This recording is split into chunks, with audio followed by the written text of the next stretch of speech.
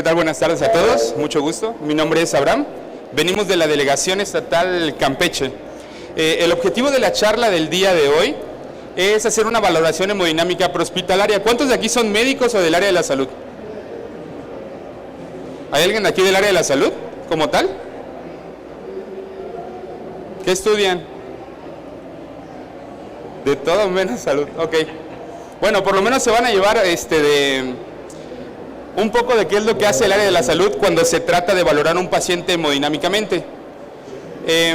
Hay que entender que hay una definición de la hemodinamia, aunque suena algo muy complejo, realmente es el conjunto de técnicas y parámetros que permiten valorar si la función cardiovascular es adecuada para mantener la perfusión. Hay que entender que perfusión es la capacidad que tiene el corazón de llevar sangre y oxígeno hacia todos los tejidos.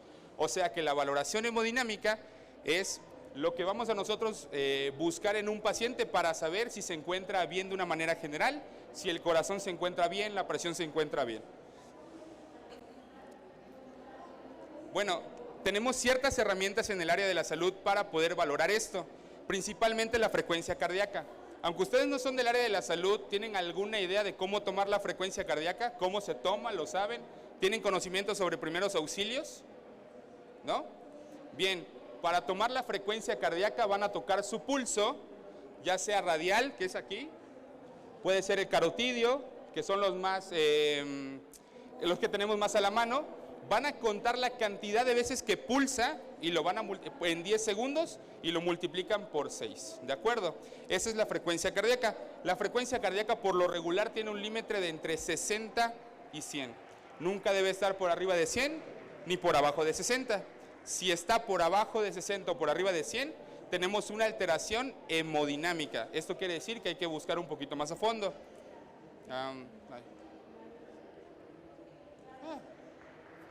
Bien, también tenemos la presión arterial, el llenado capilar que se refiere a...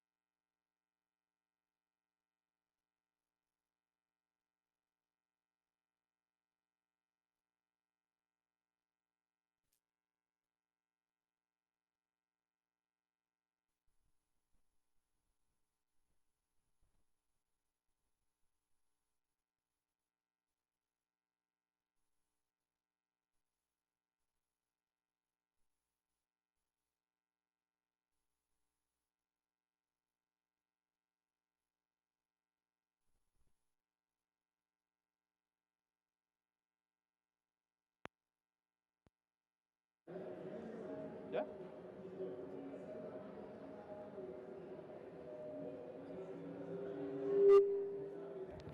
Bueno, ¿ya? ¿Ya? Muy bien. Bueno, de ahí tenemos lo que es el llenado capilar. Eso es algo muy sencillo de valorar. El objetivo de esta plática es que las personas puedan identificar cuando algo no está bien en el sistema cardiovascular y hemodinámicamente hablando, sin necesidad de tener algún aparato o algún dispositivo avanzado. El llenado capilar habla de cuando nosotros nos presionamos los dedos, cuánto tarda la sangre en regresar. Eso lo vamos a ver más a fondo en diapositivas adelante. La coloración también, esto es muy importante. En un paciente que se encuentra, por ejemplo, alguien cuando ha tenido un golpe de calor, una descarga adrenérgica, se encuentra pálido. Esto también tiene un porqué, es una descarga del sistema adrenérgico y esto también habla de alteraciones hemodinámicas. El estado de hidratación es muy importante, la uresis, o sea, la cantidad de veces que orina y la cantidad de veces que orina el paciente, la cantidad que orina el paciente. El estado mental, la temperatura, la morfología de la onda pletismográfica, esto para los que no son del área de la salud, habla de la onda de lo que muchos conocimos en la pandemia como el oxímetro. Hay unos oxímetros que dan unas ondas. Esta es la onda pletismográfica. Esta onda también nos puede dar muchísimo sin necesidad de tener un aparato o dispositivo avanzado. Y también un trazo electrocardiográfico. Eso ya es un poquito más avanzado. Bien. solo quiero que analicemos estas imágenes un poco. Tenemos una junta, personas con trajes, y se encuentran fuera de la oficina, ¿no? De igual forma, una persona que está viajando en el metro, pero pues está en pijama tomándose un café. Una persona que está realizando trabajo de oficina en una piscina o debajo de una piscina. Una persona que también, si se dan cuenta, se encuentra dentro de una oficina, sobre un rinoceronte, cabalgándolo. Realmente no hay nada malo en estas imágenes, pero algo no cuadra, ¿no? Y esto se trata mucho de la valoración hemodinámica. Hay que entender el contexto de las cosas. Primero que nada, la valoración que vamos a hacer en algún paciente en un área prehospitalaria va a depender mucho del contexto. Si es un paciente edematizado, que naturalmente tiene un problema renal o que algún problema cardiovascular del lado derecho, un paciente con hemorragias, un paciente quemado, un paciente con una arritmia o un estado de paro, un paciente que haya tenido administración de algún fármaco, un paciente séptico o un paciente deshidratado o incluso una embarazada. ¿Por qué? Porque los valores van a cambiar de acuerdo a cada uno de los contextos que acabamos de exponer. Entonces hay que conocer cada uno para poder dar una correcta valoración. Bueno, principalmente lo que hablábamos hace un momento, la frecuencia cardíaca. Como les dije, es muy sencillo, cuesta 0 pesos tomar la frecuencia cardíaca y podemos ayudar muchísimo a alguien cuando se encuentre en un ambiente prehospitalario. Bueno, primero vamos a hablar sobre la taquicardia. Es un episodio de frecuencia cardíaca, bueno, de taquicardia, se considera con una frecuencia cardíaca mayor a 100 latidos por minuto. Dice que en los 5 principios hemodinámicos del Dr. Pinsky vamos a encontrar que él explica que mayor a 12 horas se asocia con un aumento de la mortalidad dentro de los primeros 90 días de estancia en la unidad de cuidados intensivos, independientemente de la gravedad del paciente o del diagnóstico de ingreso. Recordemos que estamos hablando de un ambiente prehospitalario, entonces vamos a transpolarlo. El Dr. Pinsky decía que la taquicardia nunca es buena.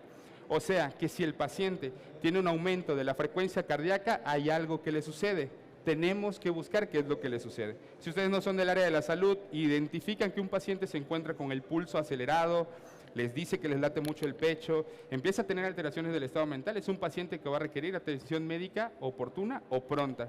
Entonces vamos a investigar cuáles son las causas. Primero, el automatismo, ¿no? Un aumento de la frecuencia cardíaca causada propiamente por el automatismo cardíaco. Segundo, la fiebre. Es muy común que cuando las personas tienen fiebre o han estado enfermos van a sentir que el corazón late más rápido. Esto es normal, es un mecanismo que se da en la fiebre. Un paciente con hipertiroidismo, por ejemplo, que tiene una alteración endocrinológica, son pacientes que tienden a tener sensación de taquicardia recurrentemente. De igual forma, los electrolitos, las alteraciones de los electrolitos pueden causar taquicardia y algunos fármacos también pueden causar la misma. Estas son solo unas por mencionar. ¿Cómo lo traspolamos al ambiente prehospitalario? Bueno, es algo que hay que considerar en la valoración inicial de un paciente. ¿Por qué tiene taquicardia? Tengo que buscar estas y otras causas para determinar si tengo una afectación hemodinámica grave, si el paciente va a requerir líquidos, si requiere alguna valoración urgente o alguna situación. Bien, ahora vámonos al lado contrario, la bradicardia. Este es un paciente bradicárdico, decíamos que la frecuencia cardíaca va entre 60 y 100, entonces es un paciente que tiene 56 de frecuencia cardíaca. Sin embargo, la bradicardia no del todo es mala.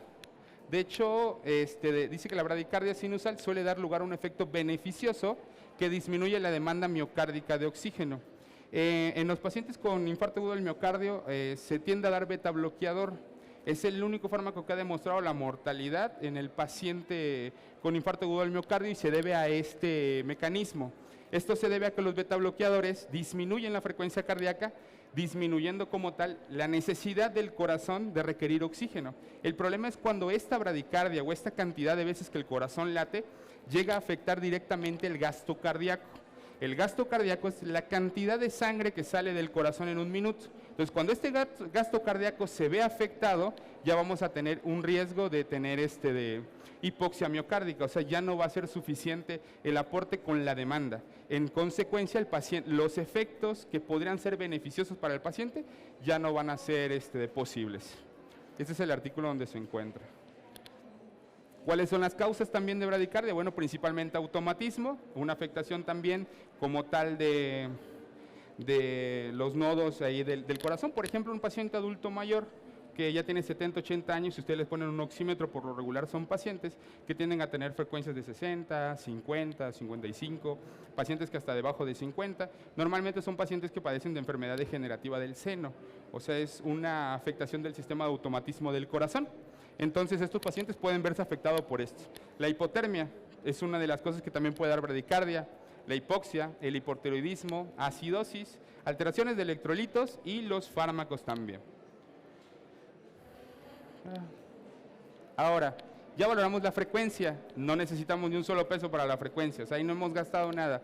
Ahora vamos a hablar de la presión arterial. Para eso sí vamos a necesitar un baumanómetro, preferentemente si no es un baumanómetro certificado por la AJA, pues un baumanómetro anaeroide.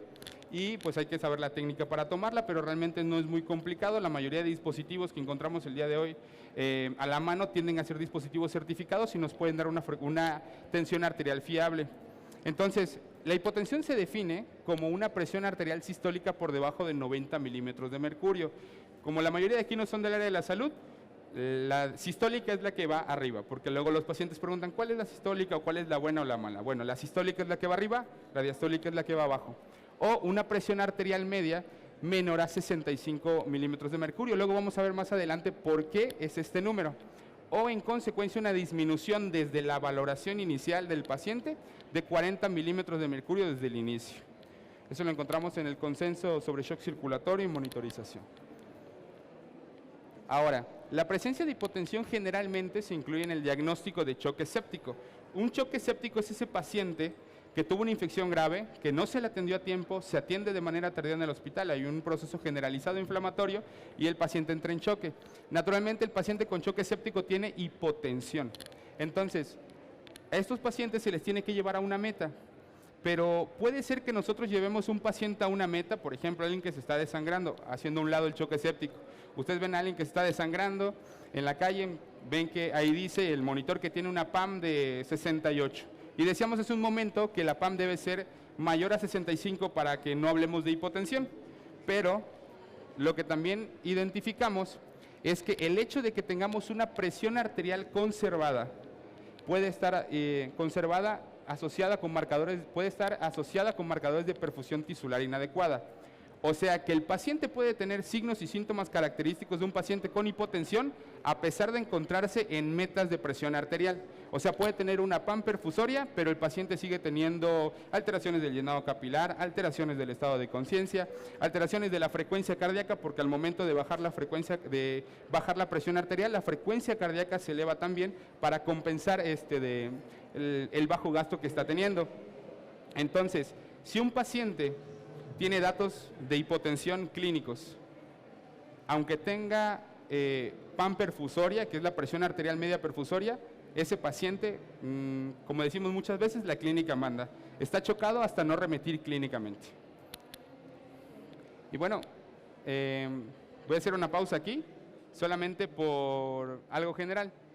El sentido común es algo que todo mundo necesita, pocos tienen y ninguno piensa que le falte. ¿A qué me refiero con esto? Bueno, hay que analizar un poquito las cosas cuando vamos a actuar. En el área médica prehospitalaria muchas cosas son de sentido común. No necesitamos grandes cosas para poder hacer cosas en beneficio del paciente. Entonces, antes de pasar con el doctor, quería dejarles con ese mensaje. Permiso.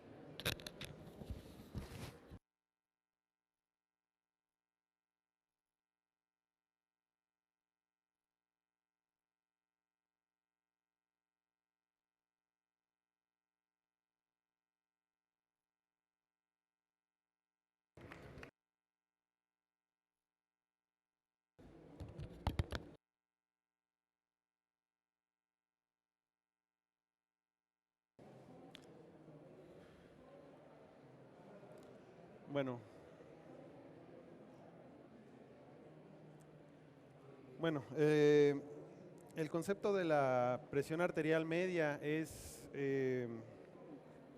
muy importante, se ha estudiado bastante en muchos artículos enfocados a diferentes cosas, algunos a infecciones generalizadas, lo que se llama sepsis, a trauma, pacientes que han sufrido algún accidente, pacientes postquirúrgicos, La importancia de esta medida de las que les habló el doctor es que la presión arterial media, eso significa PAM, es un medidor de perfusión tisular. La razón por la cual es importante es que nos ayuda a identificar pacientes que están poco perfundidos.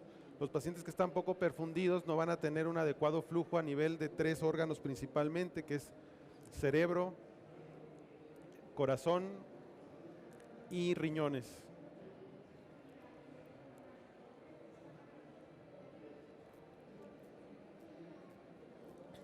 Es un sucedáneo de la relación que hay entre la presión sistólica y la presión diastólica. Para obtener la PAM lo que uno hace es sumar una vez la presión sistólica y 2 veces la presión diastólica. Y eso se divide entre 3. La razón por la cual se divide entre 3 es que el corazón late en 3 tiempos. La presión, la sístole, que es la parte del ciclo donde el corazón se comprime y expulsa la sangre, en términos fáciles ocurre en el primer tiempo. Los 2 tiempos restantes se usa para el rellenado del corazón. Eso se le llama diástole. Por esa razón esta medida se saca así: una vez la sístole más 2 veces la diástole y se divide entre 3. Todo eso ha sido ya muy estudiado. La presión arterial, una crisis hipertensiva podría llevarte a una hipoperfusión del corazón, o sea, que el corazón no le llegue adecuadamente la sangre. En estas imágenes estamos viendo que el corazón tiene obviamente sangre en sus cavidades, pero cuando hablamos de hipoperfusión cardíaca hablamos de la sangre que le llega a través de las arterias coronarias. Las arterias coronarias son las que irrigan el músculo cardíaco, no las cavidades. Cuando una persona sufre un infarto, bueno, pues lo que ocurre es que hay una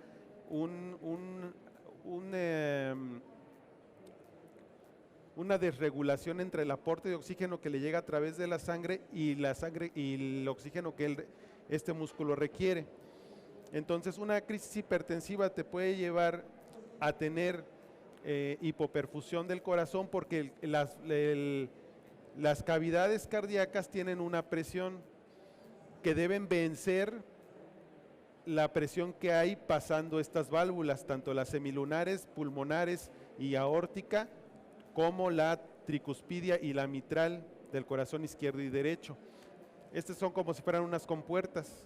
Para que me entiendan mejor, cuando en muchas películas hemos visto que un autobús o un automóvil cae al agua, la gente no puede salir de manera inmediata, tienen que esperar a que el agua entre al automóvil, porque si intentaran abrir la puerta antes de que el agua entre, no se va a poder porque la presión del agua es demasiado para que una sola persona pueda abrir esa puerta.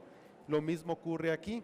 Obviamente el corazón tiene la fuerza suficiente para vencer la presión que hay posterior a las válvulas, pero si una persona tuviera una crisis hipertensiva, eso no podría, o le ocasionaría que gaste más energía en poder realizar su trabajo. Por eso un paciente con crisis hipertensiva, con hipertensión, puede llegar a tener hipoperfusión en este caso del corazón, o en el caso del cerebro también puede ocurrir, porque todos nuestros órganos tienen capacidad de poder autorregular su propia irrigación. ¿Qué quiere decir esto? Que tú puedes tener bien perfundido unos órganos y mal perfundido otros. La uresis entra dentro del mismo concepto. Los riñones reciben aproximadamente el 20% de la sangre que nuestro corazón bombea. El resultado del filtrado de ese bombeo es la orina. La orina que nosotros producimos es el resultado de ese filtrado. El resultado del filtrado del 20% de la sangre que le llega en cada latido. La producción mínima de orina aceptable es de 0.5 mililitros por kilogramo hora. Lo que quiere decir que si es menor a esto, es un marcador para que nosotros de manera indirecta sepamos que a estos riñones no le está llegando adecuadamente la sangre. En el caso de prehospital, estamos hablando de unidades, por ejemplo, en compañeros pasantes del servicio social, gente que trabaja en áreas de emergencia, ya sea Cruz Roja, Cruz Verde, Cruz Ámbar, o puede ser también estas unidades que hay tanto en aeropuertos, en plazas y en otros lugares. Tal vez ahí no vamos a tener tiempo para medir la cantidad de orina que produce un paciente, pero sí vamos a poder por lo menos identificar que el paciente orinó o no orinó durante el traslado. Si es un paciente que va a ser trasladado de una ciudad a otra, pues sí vamos a poder identificar si el paciente ha orinado o no. Todo esto ha sido muy estudiado en muchos artículos y en muchas cortes de estudio, metaanálisis, así se les llama. El llenado capilar, si ustedes oprimen su dedo y observan cómo su uña pierde color, eso se le llama llenado capilar. Ustedes están exprimiendo la sangre que hay en la punta de su dedo, y si ustedes sueltan, pueden ver o contar cuánto tiempo tarda en volverse a llenar de sangre. A eso se le llama llenado capilar. Y algo tan sencillo ha demostrado, por ejemplo, este estudio que se llama Andrómeda Shock, se hizo, y es un orgullo para Latinoamérica porque es un estudio sudamericano, que los líderes de este estudio se ubican en Chile, pero se hizo el estudio en toda Sudamérica. Fueron más de 1000 pacientes ubicados en terapia intensiva. Y se demostró, lo importante de este estudio es que se demostró que algo tan sencillo como el llenado capilar podía ser tan efectivo como la terapia guiada por muchos métodos invasivos. Gente que tenía puesto un catéter que se llama Swan-Ganz, que va directamente al corazón, o un catéter que se llama catéter venoso central, ultrasonido, o laboratorios como la medición de una cosa que se llama lactato. Entonces, algo tan sencillo como el llenado capilar demostró ser tan efectivo como todos esos métodos que son incluso invasivos o más caros, muchísimo más caros. ¿Cómo se debe de hacer? Se oprime. Ellos lo hicieron usando un portaobjetos, que es una plaquita de cristal, por 10 segundos hasta dejar blanco el lecho unguial o el dedo del paciente. Después esperar 10 segundos, soltaron y contaron en segundos cuánto tiempo le tomaba a ese dedo poder volver a llenarse de sangre o retornar a su color original. Ahora, aquí tenemos un paciente que obviamente está hipoperfundido, es un paciente muy seguramente enfermo, donde se le oprimió el primer dedo del pie derecho, y se observa cómo incluso les dio tiempo para tomarle la foto y el dedo no regresa a su color original. Obviamente este es un paciente muy probablemente chocado. Hay otra cosa que se llama Motley Score. Esto fue estudiado en 2011 en un estudio en Francia, donde se observó que los pacientes que obtenían esta coloración, por eso se llama Mottling, en español se llama moteado, también otro sinónimo en español se le llama marmoleado. Los pacientes agarran un color parecido al tono de mármol, zonas blancas con zonas rosadas. Cuando solamente abarca la primera porción de la rótula, se va viendo qué tan asociado está a la mortalidad o a la supervivencia del paciente. Cuando lleguen a ver un paciente que tenga ese moteado hasta la zona de la ingle, y que incluso hemos llegado a ver pacientes que están totalmente moteados, son pacientes que por estadística tienen muy mal pronóstico, son pacientes que muy probablemente tengan casi 100% de probabilidad de fallecer. Entonces, esta es otra forma en la que nosotros podemos valorar hemodinámicamente cómo está un paciente. La coloración, muy importante. Si alguien vio la película, está muy buena. Este fue un soldado al cual fue herido en el abdomen, en una zona entre la transición entre la ingle y el abdomen. Muy probablemente dañó un vaso importante o un vaso o la aorta abdominal o las ilíacas, y pues obviamente está perdiendo sangre y va perdiendo la coloración. Podemos ver la comparación entre el soldado que lo está ayudando y el soldado herido. Obviamente si tienes un paciente pálido en un contexto, por eso el doctor habló del contexto. Si tú ves un paciente así, con una hemorragia, no vas a pensar que se está infartando, vas a pensar que es por la hemorragia. Esta coloración azulada se llama cianosis, generalmente está asociada a pacientes que tienen una sangre con una oxigenación muy baja, pasaba mucho en COVID. O pacientes, por ejemplo, pueden estar muy rosados, rubicundos, así se le llama, pero si está en un contexto en el que tal vez estaba haciendo ejercicio a 40 grados, pues no vas a pensar que es porque le hace falta oxígeno. Lo más probable es que vayas a pensar que le está dando un golpe de calor y que la temperatura corporal está subiendo, está deshidratado y su corazón está haciendo un gran esfuerzo por llevar la sangre, tal vez no con falta de oxígeno, pero sí por hipovolemia, porque está perdiendo mucha agua a través de la sudoración. Nuevamente la coloración de moteado, ya les comenté, pues está asociado este paciente. Si nos podemos observar bien la imagen y no nada más le ponemos atención a la coloración, podemos ver que es un paciente que usa pañal. Es un paciente que muy probablemente esté postrado ya de bastante tiempo, parece un paciente senecto. Estos pacientes que están postrados por mucho tiempo, que incluso pierden el autocuidado, son pacientes que les puede dar, es muy fácil que les den neumonía, que les den infecciones de vías urinarias, que se complican. No lo sé, pero probablemente este paciente tenga una sepsis que le está provocando hipoperfusión. Estado mental, un paciente, por ejemplo, volvemos al contexto del soldado. Los que hayan visto tal vez la película, ese soldado empezó, obviamente sintió la herida, sintió el ataque del enemigo, y primero se espantó y después empezó a desvariar, empezó a hablarle a su madre, empezó a decir que no se quería morir, y después empezó a decir que estaba en otro lugar. ¿Por qué? Porque la falta de oxígeno en el cerebro provocó que el paciente se volviera combativo, que se volviera incluso agresivo, porque les ocurre una cosa que se llama encefalopatía, o sea, no lleva adecuadamente sangre y con esto oxígeno al paciente. Entonces el paciente puede estar, hay que tomar mucho en cuenta si el paciente está agresivo, si está intranquilo, o posterior a esta fase vamos a tener un paciente que está letárgico, va a estar ya pálido, no va a responder. Uno incluso puede hacerle estímulo doloroso y el paciente no va a responder.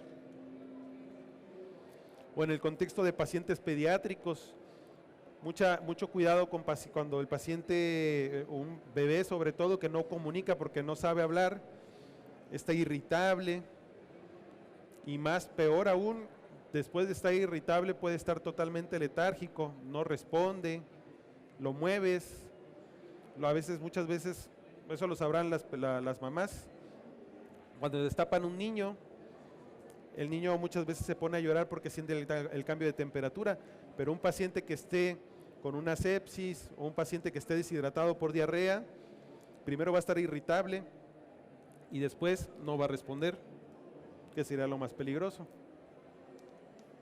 El estado de hidratación, aquí observamos, ¿no? Hay una cosa en medicina que le llaman hidratación de mucosas y tegumentos. Mucosas, ejemplo de mucosas, todo el tejido bucal y todo el tubo digestivo, ojos, por dentro de la nariz también son mucosas, los labios, tegumentos, ya podremos hablar de la piel. Entonces aquí vemos que estos dos pacientes están deshidratados.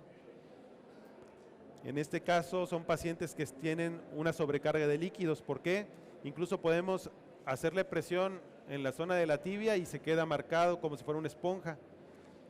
este paciente muy probablemente tiene demasiado líquido, tanto que ya incluso se extravasó a los tejidos corporales.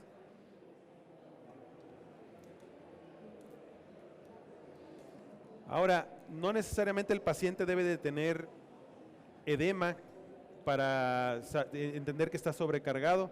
Cuando un paciente sufre un infarto o tiene una insuficiencia cardíaca, podemos tener una cosa que se llama edema pulmonar, que es líquido dentro de los pulmones. Esta radiografía pertenece a un paciente que tiene una cardiomegalia, o sea, el corazón está muy grande, ocupa gran volumen en la cavidad torácica, y esos tonos moteados que vemos aquí en el tórax es líquido. Aquí hay de dos: o este paciente es una insuficiencia cardíaca que está descompensado, o es un paciente que tiene previamente una insuficiencia cardíaca y se está infartando, provocando un edema pulmonar. Ahora, muy importante, no todos los pacientes que tienen edema, como en las imágenes anteriores, van a estar sobrecargados. Que el paciente tenga edema no quiere decir que esté hipovolémico, y un paciente que no tenga esas características como en las fotos anteriores quiere decir que no tiene sobrecarga de líquidos. Por ejemplo, este paciente perfectamente podría ser un paciente delgado y aún así tener edema pulmonar. Entonces, no es una regla.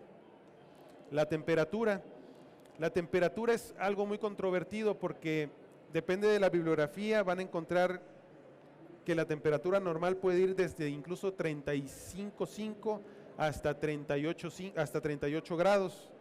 Depende de dónde se tome, depende de qué bibliografía busquemos o nos documentemos, depende de si la temperatura la tomaste por vía oral, rectal o timpánica, o temperatura axilar, pero más o menos deberíamos de tomar en cuenta 36 grados a 37,5 como lo normal. Entonces, si nosotros tenemos un paciente que está perdiendo sangre, pues es un paciente que va a empezar tal vez así, y después va a empezar a perder perfusión, porque el corazón, el cuerpo va a favorecer, va a empezar a hacer vasoconstricción de las arterias y venas periféricas para llevarlo al centro del cuerpo, tratando de proteger los órganos vitales. Y los más vitales de todos son, como ya comentamos, riñón, corazón y cerebro. Entonces, un paciente también, por ejemplo, que haya estado a la intemperie, en temperaturas frías, pues igual va a hacer vasoconstricción para favorecer la sangre en zonas centrales. ¿Qué otro tipo de paciente? Pacientes que hayan consumido fármacos, pacientes que hayan consumido, por ejemplo, adrenalina, que se hayan administrado adrenalina, o que hayan consumido cocaína, heroína, etcétera, van a ser pacientes que van a hacer vasoconstricción periférica y puede cambiar su temperatura. Tenemos también la oximetría. La oximetría nos puede dar también mucha información. Depende de la morfología de la onda, esta nos puede dar mucha información, no nada más los numeritos que nos salen en el oxímetro, sino la forma que tiene la onda. También nos puede dar información sobre si el paciente tiene vasoconstricción o vasodilatación. La onda de pletismografía está compuesta por realmente dos ondas: la onda principal y esta segunda onda o muesca que se llama onda dicrótica. Lo normal es tener esa onda dicrótica en el tercio inferior o tercio medio. Sin embargo, esta puede empezar a elevarse o a unirse completamente con la onda principal, y esto nos va a dar dato de que el paciente tiene vasoconstricción. Por eso tenemos que ubicarnos en el contexto. Si es un paciente con administración de medicamentos para subir la presión, paciente séptico, muy probablemente lo tengamos así. Si es un paciente al cual se le administró un medicamento que le causó una alergia y le bajó la presión, que es lo que se llama choque anafiláctico, probablemente tengamos este tipo de onda. Y eso nos va a ayudar a decidir qué tipo de medicamentos tenemos que administrarle. Si tenemos un paciente con una onda así, con hipotensión, chocado, tal vez sea buena idea ponerle adrenalina o alguna amina vasoactiva.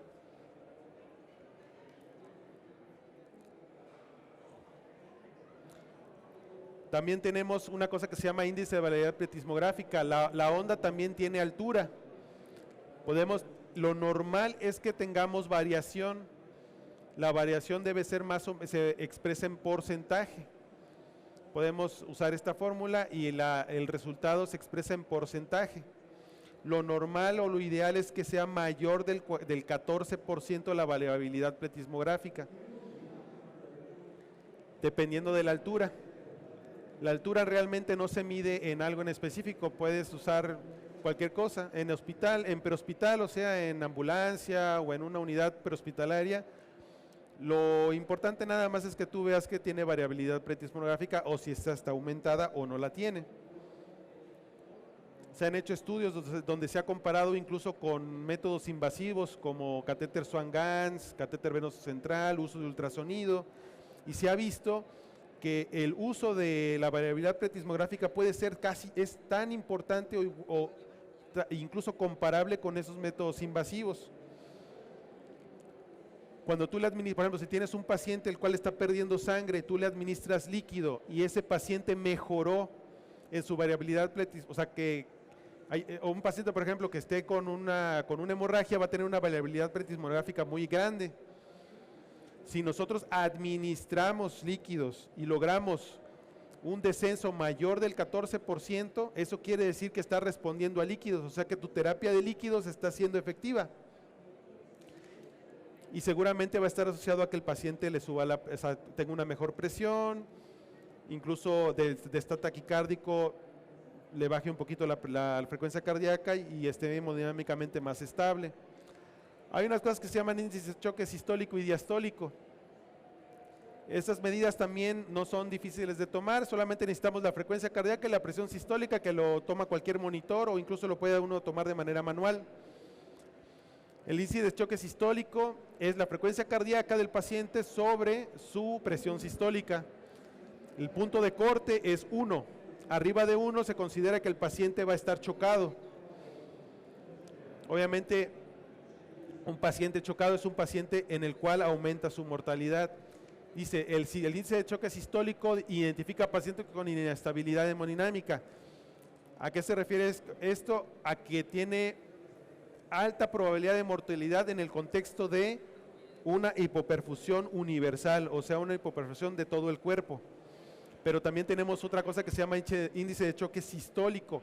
Esto más bien se usa en pacientes hospitalizados, pero bueno, en prehospital podría tener utilidad en pacientes que van a ser trasladados de una unidad a otra o de una ciudad a otra, traslados que requieran varias horas. Aquí les puse un ultrasonido porque esto es para explicarles que todos nuestros órganos se perfunden en diástole. Cuando tal vez la lógica o el paciente o la gente en general va a entender que cuando late el corazón es cuando más sangre le llega a los órganos, y no es así. Cuando el corazón está relajado es cuando mayor cantidad de sangre le va a llegar a nuestros órganos. Estos picos que vemos aquí corresponde a cuando el corazón está latiendo, y esta meseta que se ve entre pico y pico es el tiempo de la diástole. Entonces son dos tiempos de diástole, por lo tanto la mayor cantidad de sangre está llegando cuando el paciente tenía su corazón en relajación. Este es un ultrasonido de una arteria cerebral media en el cerebro. ¿Por qué les estoy diciendo todo esto? Porque el índice de choque diastólico identifica pacientes con hipoperfusión renal, cerebral y coronaria, que son los órganos que más sufren cuando no hay una adecuada perfusión en diástole. La forma en la que sacamos este índice es la frecuencia cardíaca del paciente entre la presión diastólica, y el punto de corte es 2. De 2 hacia arriba el paciente va a estar con una hipoperfusión en diástole. Y bueno, por último tenemos los trazos electrocardiográficos, que es información que nos puede dar el monitor cardíaco principalmente, o el monitor desfibrilador que se tiene en ambulancias. Tenemos los llamados ritmos lentos, que ya vimos que la bradicardia no está muy asociada a mortalidad. Sin embargo, Cuando la bradicardia da síntomas, está asociada entonces a bajo gasto cardíaco, entonces sí hay que ponerle atención. Y estos son los ritmos lentos. La bradicardia sinusal, que realmente no hay un problema con el corazón, simplemente es una persona que tiene una frecuencia cardíaca más lenta de lo normal.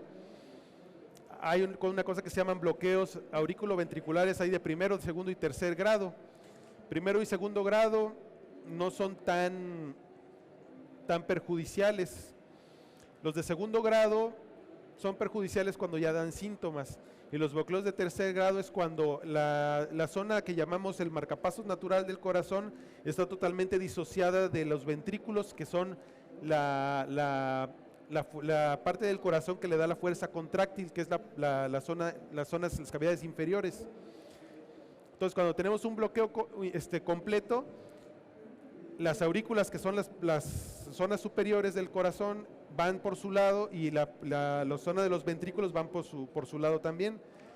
Y eso sí es una urgencia, una emergencia médica, porque este es un paciente que no va a responder. Por ejemplo, es un paciente que aunque llegue con una buena presión, es un paciente que si intenta pararse se va a desmayar, porque va a perder, como no tiene marcapasos natural que esté guiando sus ventrículos, solamente va a llevar la frecuencia de los ventrículos.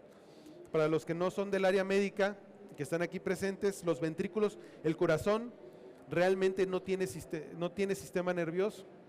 El corazón es uno de los pocos órganos que no tiene enervación, o sea, no tiene tejido nervioso que lo regule, solamente en la zona del marcapaso. El corazón tiene unas células especiales, que son células musculares especiales, que hacen que pueda llevar su propio ritmo cardíaco, y depende también de qué zona estemos hablando. Las zonas superiores, que es donde está una cosa que se llama nodo AB, tiene una frecuencia aproximada de 70 latidos por minuto, y puede aumentar dependiendo de la necesidad, si el paciente hace ejercicio, si tenemos un reflejo de huida o de batalla.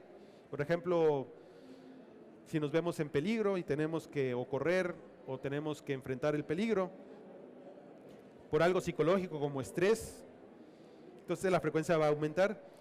Pero las zonas inferiores, que ya es la zona de los ventrículos, pueden llevar, aunque no tengamos marcapaso natural, pueden llevar su propio ritmo. Claro que es más lento y menos efectivo. La zona de los ventrículos puede latir hasta aproximadamente entre 20 y 30 latidos por minuto, pero si tenemos necesidad de que aumenten su frecuencia cardíaca, no va a responder, porque no tiene enervación. Por eso esto es una urgencia médica. Tenemos los ritmos rápidos, que ya entramos en pacientes que tienen taquicardia supraventricular, taquicardia ventricular, que estos podrían llegar a ser una emergencia si el paciente tiene inestabilidad hemodinámica asociado a esto. Y tenemos una cosa que se llaman ritmos de paro, que obviamente estos ya son ritmos de pacientes que caen en paro cardiorrespiratorio y que son perfectamente, como la torsade de Puentes, que es perfectamente reversible si se detecta a tiempo.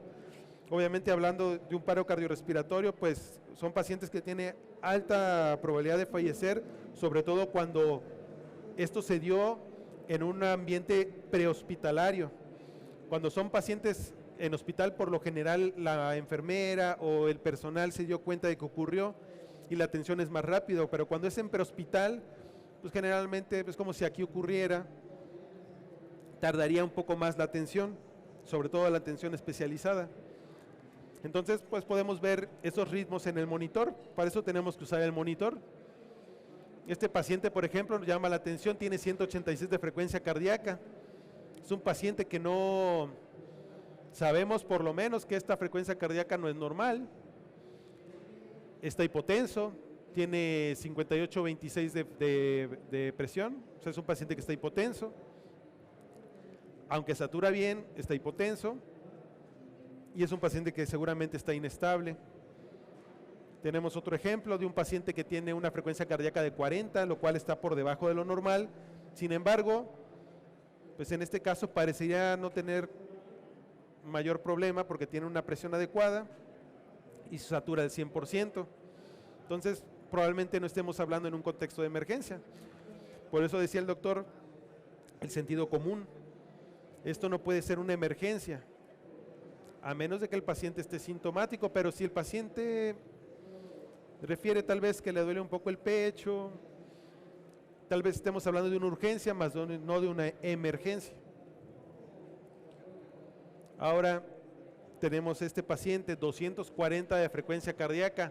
Lo más probable es que un paciente en este contexto, con esta frecuencia cardíaca y con este trazo electrocardiográfico, que esto es una taquicardia ventricular, es un paciente que está en paro cardiorrespiratorio. Sería muy improbable que todavía tuviera pulso con esa frecuencia cardíaca. Y tenemos este otro paciente, presión bien, saturación bien y una frecuencia cardíaca adecuada. Seguramente es un paciente que está estable. Ahora, el trazo electrocardiográfico también nos puede dar mucha información sin hablar específicamente del ritmo del paciente. Esta imagen es específicamente de un paciente que tiene una cosa que se llama tamponade cardíaco. El tamponade cardíaco se da cuando el paciente sufre una lesión penetrante de tórax que daña la cavidad pericárdica y hace que el corazón empiece a perder sangre, pero se encapsula en esa cavidad pericárdica, que es como una bolsa que recubre el corazón. Entonces el corazón va a tratar de compensar al principio, hasta que obviamente pues caiga en un choque y en un paro. Pero el electrocardiograma, el trazo electrocardiográfico aquí nos está dando información. Si este es un paciente que tuvo una lesión penetrante de tórax en una cosa que se llama área de Murdoch, que es la región central del tórax, y observamos este trazo electrocardiográfico que a primera instancia no parece tener, salvo una taquicardia, pero si ustedes se dan cuenta, esto que se llama QRS, que son estas espigas que están aquí, hay unas que son más amplias que otras, hay unas que son un poquito más largas. Aquí esta es un poquito más pequeña, esta es un poquito más larga, esta es un poquito más pequeña que esta. Y esto es porque el corazón está bailando dentro de la cavidad pericárdica y en ese baile que hace, porque sigue latiendo, golpea un poquito la zona del tórax donde están los electrodos. Por eso es que esa variabilidad de la amplitud en ese contexto específico, por eso hablamos del contexto, nos está diciendo que este paciente muy probablemente tenga un hemopericardio y un tamponade cardíaco. Y bueno, pues eso sería todo. Esta plática fue hecha principalmente para el personal de prehospital. Veo que aquí hay unos compañeros de prehospital. Fue hecha específicamente para ellos, porque muchas veces en prehospital no tenemos los recursos que hay en un hospital, pero el paciente nos puede decir muchas cosas sin hablar. El paciente te va a dar mucha información sin decírtelo verbalmente. Con la pura exploración podemos obtener mucha información, pero para poder aplicarlo necesitamos conocer. Entonces, tenemos todas esas ventanas que se llaman ventanas perfusorias que deberíamos de conocer y sobre todo usar el sentido común. Como el paciente, el militar que había sido herido, pues no vamos a pensar que se está infartando, vamos a pensar que se está desangrando, ¿no? Lo mismo un niño que ha tenido diarrea, no vamos a pensar que tal vez tiene una hemorragia interna. Lo primero que vamos a pensar es que está hipovolémico porque ha perdido líquido a través de la diarrea. ¿Ok? Pues eso sería todo. Les agradezco su atención. Listo.